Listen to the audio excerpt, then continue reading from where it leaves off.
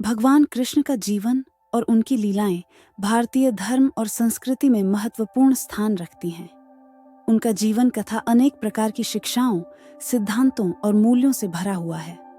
भगवान कृष्ण की कहानी का आरंभ उनके जन्म से होता है, जो कि दुष्ट राजा कंस के शासनकाल में हुआ था। कंस मथुरा का राजा और एक अत्याचारी था। उसे भविष्यवाणी की गई थी कि उसकी बहन देवकी का 8वां पुत्र उसका विनाश करेगा। यह सुनकर कंस ने देवकी और उनके पति वसुदेव को जेल में बंद कर दिया। जैसे ही देवकी का कोई पुत्र होता, कंस उसे मार डालता। देवकी और वसुदेव के 7 बच्चों को मारने के बाद जब उनका 8वां पुत्र पैदा हुआ तो वह स्वयं भगवान विष्णु का अवतार था। वह श्री कृष्ण थे।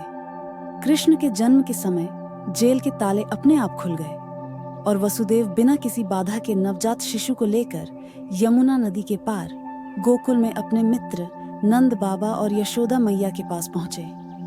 वहां उन्होंने शिशु को यशोदा को सौंप दिया और उनके यहाँ जन्मी कन्या को लेकर वापस आ गए। जब कंस ने देवकी की 8वीं संतान के रूप में कन्या को देखा तो वह आश्चर्यचकित हो गया, क्योंकि उसे लड़के की उम्मीद थी। कंस ने कन्या को मारने की कोशिश की, लेकिन वह देवी योगमाया निकली और आकाश में जाकर कंस को चेतावनी दी कि उसका वध करने वाला बालक गोकुल में पल रहा है। गोकुल में कृष्ण ने अपने बाल्यकाल में अनेक लीलाएं की। वे यशोदा मैया के लाडले थे और अपनी चंचलता और मस्ती के लिए जाने जाते थे। एक बार यशोदा ने उन्हें मक्खन चोरी करते हुए पकड़ा। जब उन्होंने कृष्ण के मुख में मक्खन देखा तो उन्होंने उन्हें डांटा। इस पर कृष्ण ने अपना मुंह खोला और यशोदा ने उसमें संपूर्ण ब्रह्मांड देखा।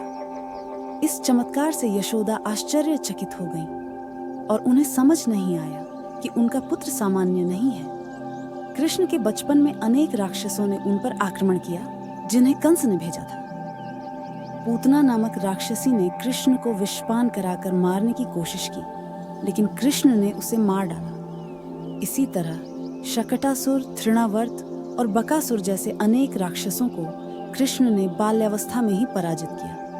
कृष्ण की बाल लीलाओं में गोपियों के साथ उनकी रास लीला बहुत प्रसिद्ध है। वे अपने मुरली की धुन से गोपियों को मंत्रमुग्ध कर देते थे। राधा कृष्ण की प्रिय थी और उनके साथ उनकी प्रेम कथा आज भी भारतीय लोक कथाओं और भक्ति गीतों का अभिन्न अंग है। बचपन के बाद कृष्ण ने मथुरा लौटने का निश्चय किया और वहां जाकर कंस का वध किया। कंस के वध के बाद उन्होंने अपने नाना उग्रसेन को मथुरा का राजा बना दिया और स्वयं द्वारका में निवास किया। द्वारका में ही कृष्ण ने अनेक महत्वपूर्ण कार्य किए। उन्होंने पांडवों को कुरुक्षेत्र के युद्ध में विजय दिलाने में महत्वपूर्ण भूमिका निभाई। महाभारत के युद्ध में अर्जुन के सारथी बनकर उन्होंने गीता का उपदेश दिया। गीता में उन्होंने कर्म योग, भक्ति योग और ज्ञान योग का महत्व समझाया। कृष्ण की जीवन कथा केवल उनके अद्वितीय कार्यों और लीलाओं तक ही सीमित नहीं है, बल्कि उनके द्वारा दिए गए उपदेश और जीवन मूल्य आज भी हमें प्रेरित करते हैं। उन्होंने सत्य, धर्म, न्याय और प्रेम के महत्व को समझाया। उनका जीवन हमें सिखाता है कि हमें अपने कर्तव्यों का पालन करना चाहिए, चाहे परिस्थितियां कैसी भी हों। कृष्ण का जीवन और उनकी शिक्षाएं आज भी मानवता के लिए प्रकाश पुंज के समान है।